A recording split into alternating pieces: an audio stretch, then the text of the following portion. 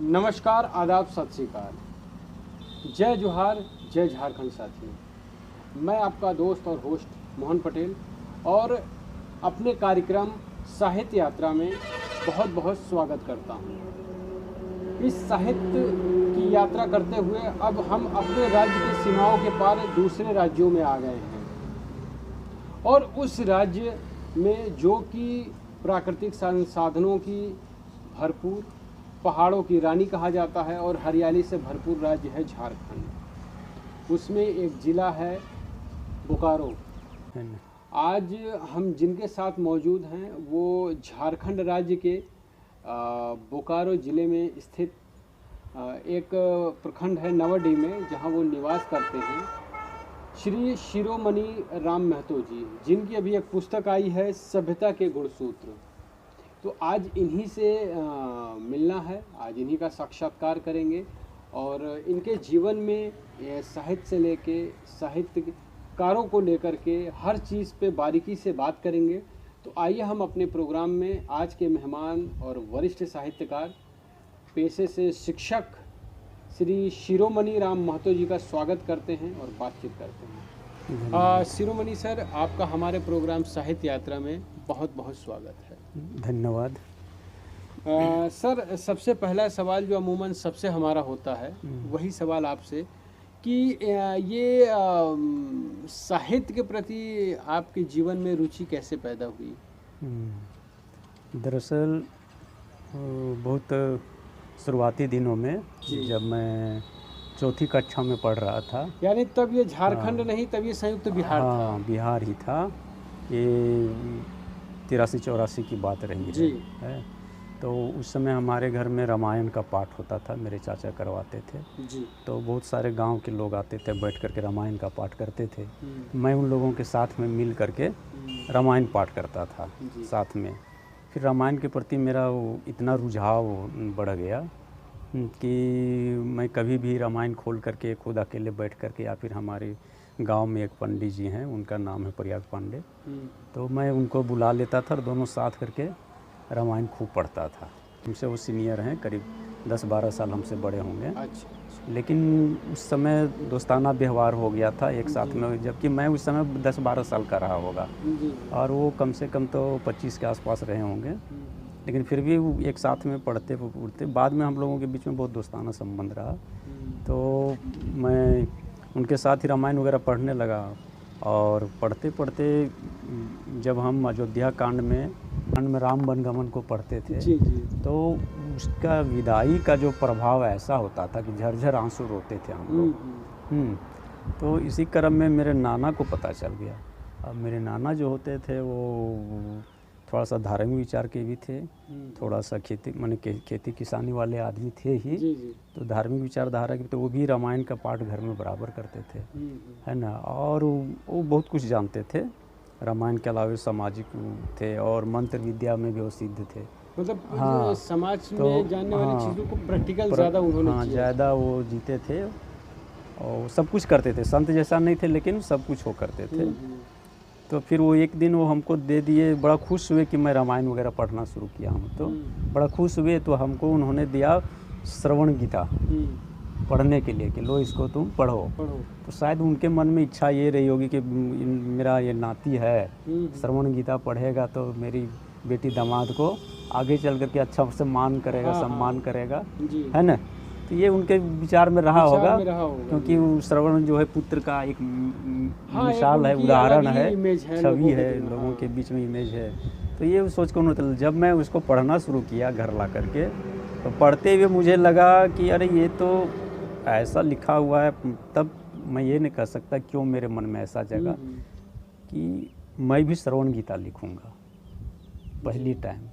तो मुझे तो फिर क्या होगा, लेखक बनूंगा मैं भी और श्रवण गीता लिखूंगा। मेरे दिमाग में पहली टाइम जो चौथी कक्षा में आई बात कि मैं भी लेखक बनूंगा।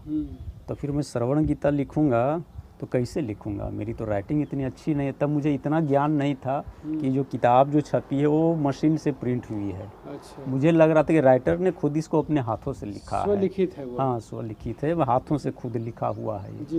तो मेरा अक्षर तो इतना अच्छा बनता नहीं है।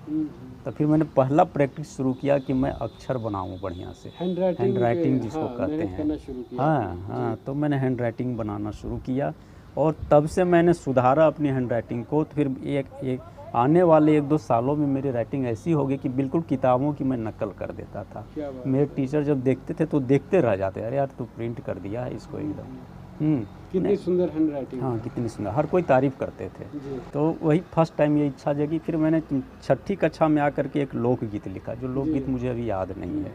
उसका मुखड़ा बहुत दिनों तक याद था लेकिन अब याद नहीं है। चलिए, उसके आगे चलने के बाद फिर वो 8वीं कक्षा में मैंने, क्योंकि अब रुझान थोड़ा सा भक्ति भावना की ओर आ गई थी, रामायण वगैरह पढ़ना जारी था, शिव पुराण वगैरह पढ़ लिया मैंने ये सब चीज़ें मैंने भक्ति की किताबों को, सद साहित्य मैंने पढ़ा शुरुआती दिनों में। पढ़ा है आपने तो धार्मिक पुस्तकों हाँ, को, लेकिन मन में जो मन ललक में थी वो थी वो साहित्य के प्रति थी। लेखक बनने की, साहित्य वो समझने, लेखक बनने की, कि मुझे किताब लिखनी है। मैं आगे चल के क्या लिखूंगा ये तय नहीं था, ये तय नहीं था, लेकिन मुझे लेखक बनना है, ठीक ना, लेखक बनना है मुझे। तो मैंने फिर भजन लिखना शुरू किया 8वीं कक्षा में, और 8वीं कक्षा भी मैंने कविताएं लिखनी भी शुरू की। तो हमारे हिंदी टीचर होते थे, मैंने उनको दिखाया तो बोले लिखते तो तुम अच्छा हो, ठीक है लिखते रहो। कुछ खास उन्होंने रिस्पॉन्स नहीं दिया, बस इतने ही, और कोई आगे बात नहीं हुई। तो फिर ये लिखना जारी रहा मेरा। शिरोमणि जी, आप झारखंड राज्य साहित्य अकादमी के लिए भी संघर्षरत हैं, उसको लेकर के आपके क्या विचार हैं? उसके बारे में आप राज्य सरकार से क्या चाहते हैं और अभी किस परिस्थिति में हैं आप लोग मांग को लेकर के? हाँ, दरअसल ऐसा है कि 20-22 साल तो झारखंड बने हुए हो गए, 22 साल पूरे जी। बावजूद यहाँ तक साहित्य संस्कृति के विकास के लिए कुछ गंभीरतापूर्वक कुछ काम नहीं हुआ है। साहित्य अकादमी जैसी कोई संस्था अभी तक नहीं बनी है। तो हम लोगों ने सोचा कि क्यों ना दूसरे सभी राज्यों में जब हैं साहित्य अकादमी या फिर इस तरह की संस्थाएं हैं जो साहित्य के विकास के लिए, साहित्यकारों के विकास के लिए काम कर रही है, तो हम लोगों ने सोचा कि झारखंड में भी ऐसा होना चाहिए। तो फिर हम लोगों ने एक मूवमेंट चलाया, सभी साथियों ने मिलकर के, झारखंड के अधिकांश साहित्यकारों ने हमारा समर्थन दिया। तो इस क्रम में हम नेताओं से, विधायक, मंत्रियों से मिलना शुरू किया, सबको ज्ञापन दिया, पत्र दिया, और ईमेल के जरिए भी कम से कम 100 से अधिक ईमेल मुख्यमंत्री के नाम लिखे गए साहित्य अकादमी गठन हेतु झारखंड में। फिर भी कुछ नहीं हो पाया। बाद में मैं अभी कुछ महीने पहले, 2-3 महीने पहले विधानसभा में जा कर के हमारे एक साथी हैं विनोद कुमार सिंह, विधायक हैं बगोदर के, उनके सहयोग से, उनके साथ में जा कर के मैंने मुख्यमंत्री को ज्ञापन दिया, मुख्यमंत्री से मिला, माननीय मुख्यमंत्री से मिला। तो माननीय मुख्यमंत्री ने कहा कि अरे ये तो बहुत अच्छी बात है, पहले मेरे दिमाग में यह बात क्यों नहीं आई, मैं जल्द ही इस पर काम करता हूँ। साहित्य अकादमी बन जाने से झारखंड की सभी भाषाओं पर काम हो सकता है। या साहित्य अकादमी तो सभी भाषाओं के लिए हो जाएगी।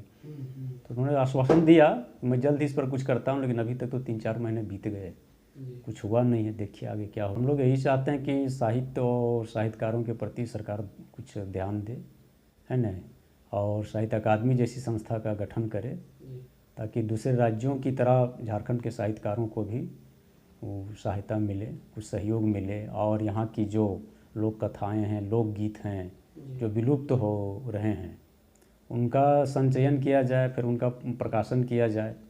उनका संचयन भी ज़रूरी है, संरक्षण भी ज़रूरी है, तो इस ओर ध्यान देना होगा। और नहीं तो बहुत सारी चीज़ें विलुप्त हो रही हैं। कई अलिखित साहित्य हैं, मौखिक साहित्य हैं, जो लोक साहित्य हैं यहाँ का, वो सब धीरे धीरे विनष्ट होता चला जाएगा। लेकिन यदि साहित्य अकादमी जैसी कोई संस्था रहेगी तो इस पर काम करेगी, इसके संरक्षण के लिए, प्रकाशन के लिए, संचयन के लिए, तो ये सब सुरक्षित रहेंगी, किताबों के रूप में आएंगी चीज़ें। चलिए, आई होप कि शिरोमणि जी आपकी बात हमारे चैनल के माध्यम से झारखंड के मुख्यमंत्री श्री हेमंत सोरेन जी तक पहुँचे, और आपके दिए हुए ज्ञापन का वो संज्ञान लेके इस पे यदि कोई कार्य कर रहे हों तो उसको प्रेस के माध्यम से सार्वजनिक करें, और नहीं कर रहे हो तो जल्द से जल्द इसका संज्ञान लेके इस पर काम शुरू करें। जी, धन्यवाद।